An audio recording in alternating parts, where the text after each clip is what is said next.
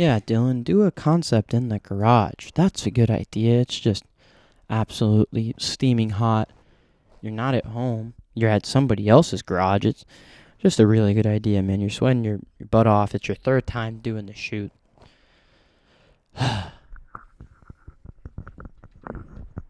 What's up, y'all? Welcome back to From the Garage Sports. It's your host, Dylan. And the Oklahoma City Thunder are your NBA champions. I never thought I'd see that sentence, at least for a while, right? I'm so happy for this team, and I'm so happy for all the guys on the team, especially when you think about the past that this team has been through. But before we get to that, I do want to say the Indiana Pacers had an amazing playoff run. I'm going to throw my Knicks bias out the window right there. It's gone. Man, what a run from the Indiana Pacers, from people not even thinking they'd get out of the first round to there's no way they beat the Cavs, right?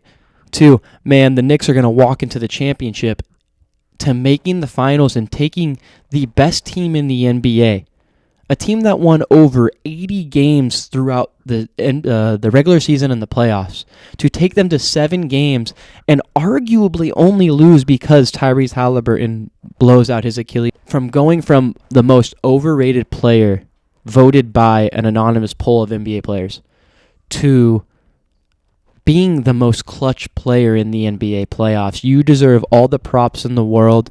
You put your heart and soul on the line for your team, as any of us would. I've had plenty of conversations saying, would you do this? Of course you would. If you're an athlete, you understand. You go out there and play for your ball club. So I want to give a round of applause to the Indiana Pacers. You guys had such an amazing run, and it's just something you have to look back on and be so proud of, with nobody thinking you'd get there. And now I would like to give... Actually, wait, before I do that,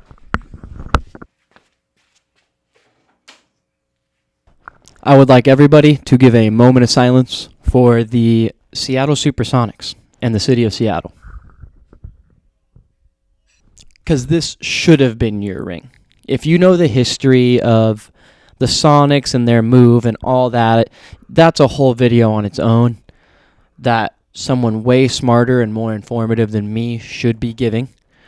But I will say that sale was sad. The city of Seattle still misses having an NBA team, and if NBA does expansion, it should go there because this should be their ring. And before I give props to this modern Thunder team, I kind of want to go through the history a little bit.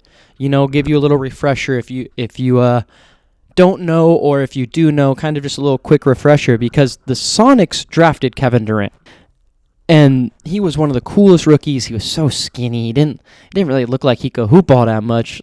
I mean, he could. If you saw him at Texas, you knew the guy was a baller. But everyone was like, oh, this guy doesn't lift. He doesn't care. And he showed right away. He was a 20-plus point per game scorer right away, and just was amazing in that rookie year in Seattle. And then the move to Oklahoma gets officially announced after the Starbucks CEO sells the team. Didn't know he was the owner.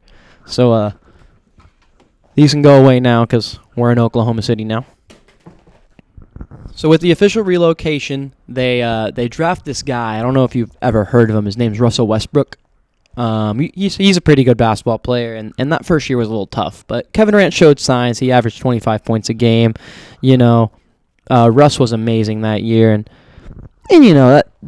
that young iteration of them, you can kind of see the blossoming of it in that rookie year, where that second year they make the playoffs.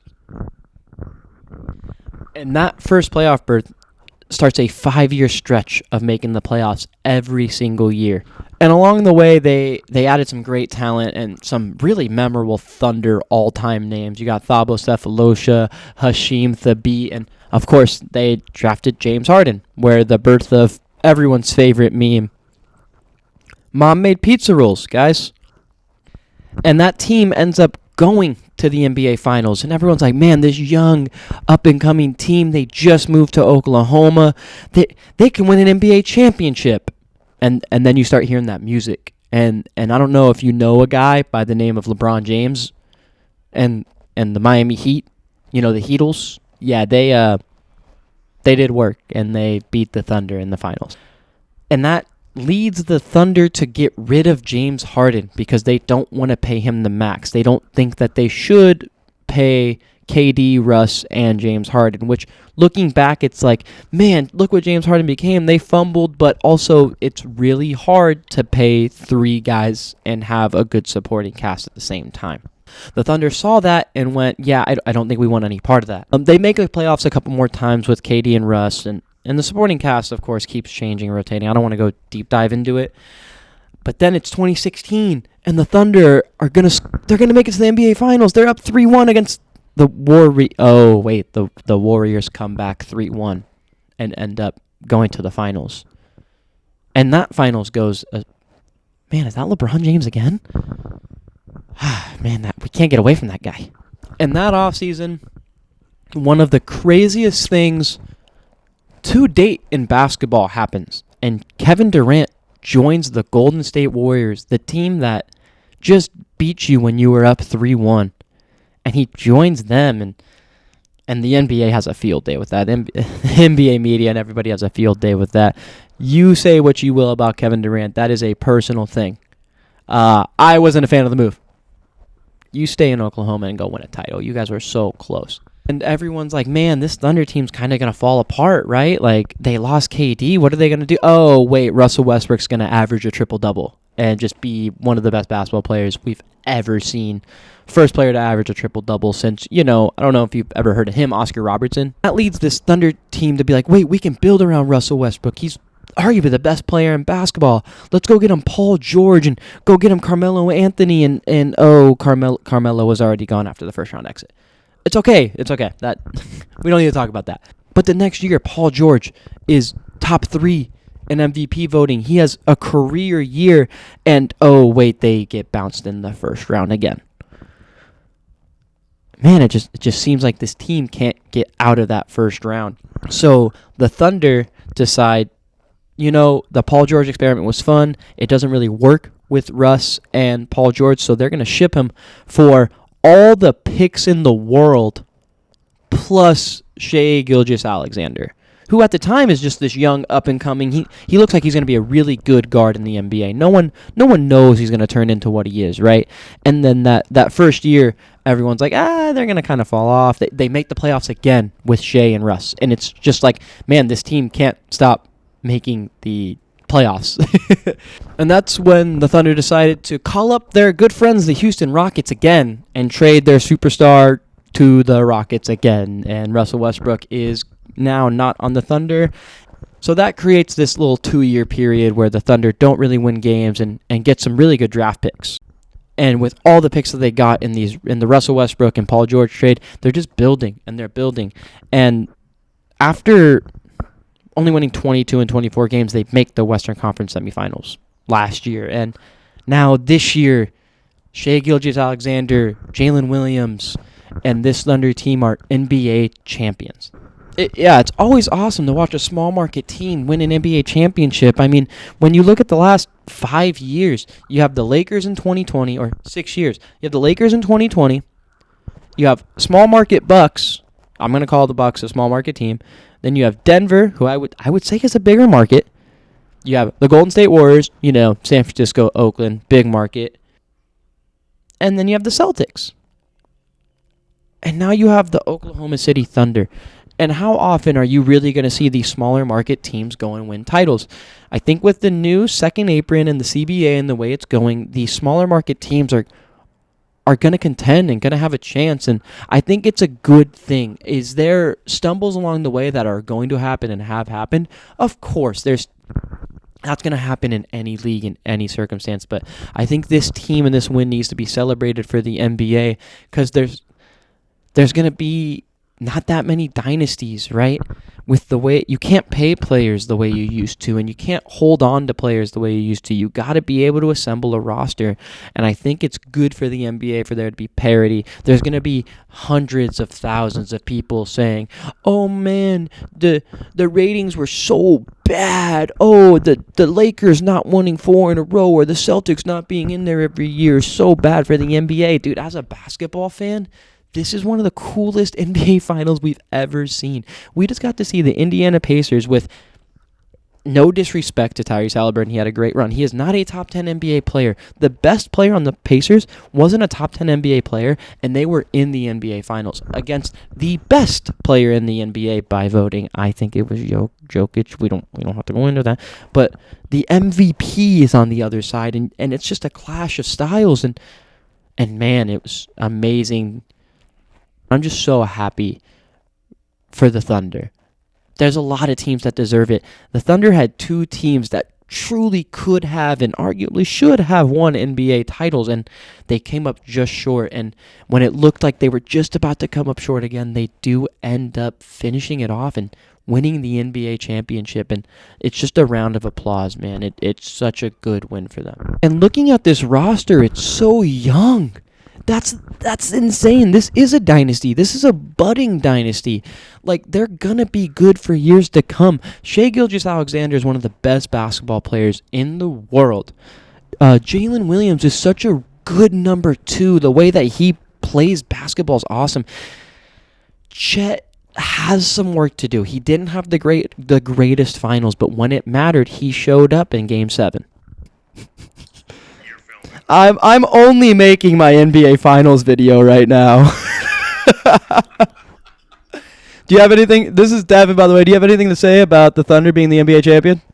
It's with an asterisk because we don't know what happens if Halliburton.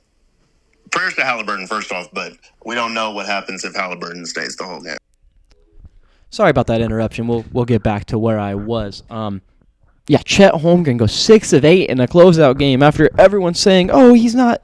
Is he clutch? Is he clutch?" By the way, this is his second year in the NBA. He played his first year because of his hip. This kid's gonna be really good. He's gonna put on the weight and he's gonna be able to guard people his size. It's going to happen. You have Isaiah Hartenstein that you just signed from the Knicks, and it broke my heart. That's the only Knicks mention I'm going to give, other than the throwing out earlier. That's it. I'm done. I promise. But Isaiah Hartenstein to board. He came up clutch in Game 7 with a bunch of offensive rebounds. He's an amazing passer. You have Cason Wallace, Lou Dort, Alex Caruso through a trade. And when you say all these names, it comes back down to one individual, and that is Sam Presti. Sam Presti is the reason the Oklahoma City Thunder are in the position to be the best team in the NBA for the foreseeable future. You could tell from, last year, and just the way this team was together. You have the really fun interview where Shai's like, "My life's consistent." And you can kind of just see the ball rolling on this team. And at the beginning of the year, everybody said, this is probably the Thunder's year. And it ends up being the Thunder's year. Now, there were stumbles along the way, and a lot of people are going to say this is a Mickey Mouse ring. It's an injury title. We should give them the NBA title with a Band-Aid on it. And to that I say, every NBA team has to get lucky to win a championship. Point blank, period. If you're not lucky, you're not going to be an NBA champion. Look at the Celtics last year. There's so many examples of these teams just getting lucky along the way and playing injured teams. And that's just a part of the process of staying healthy. Man, is it going to be fun to watch this team. This whole playoff run was amazing, and I'm so sad the NBA season's over, but the offseason's already kicking off. I'm going to talk about the Kevin Durant trade in a future video, and it's just like, I can't believe this NBA season's over, and it went exactly how we thought in the end. The result is exactly what we thought, but the journey was so different.